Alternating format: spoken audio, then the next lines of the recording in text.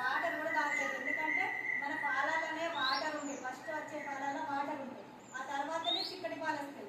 మీరు ఆ ఫస్ట్ ఇచ్చే పాలు వాళ్ళకు దాహం తీరుతాయి, తర్వాత పిల్లలకు చిక్కటి పాలు వస్తాయి, దాంతో పాటు వాళ్ళకి కడుపు నిండుతుంది. ఇచ్చే పాలైనా ఏదో పని అని చెప్పి ఒక 5 నిమిషాలు ఇచ్చి అట్లా వదిలిపెట్టి ఆడుకోమని చెప్పి అట్లా చేయకుండా కడుపు నిండే వరకు పాలు ఇస్తే చాలాసేపు ఆడుకుంటారు పిల్లలు, పడుకుంటారు. పడుకుంటేనే పిల్లలు ఎదగలుగుతారు. కడుపు నిండా పాలు ఇచ్చి పడుకోబెడితేనే పిల్లలు తొందరగా ఎదుగుతారు. వాళ్ళ వయసుకు తగ్గ బరువు, ఎత్తు, దెబ్బతిట్టుకో తెలుస్తాయి. దాని ప్రకారం వాళ్ళు చాలా ఆరోగ్యంగా ఉంటారు. కాబట్టి మీరు మంచిగా తినండి. మీరు మంచిగా తింటేనే పిల్లలకు మంచిగా పాలు వస్తాయి. పాలు వస్తలేవు అనే ముచ్చట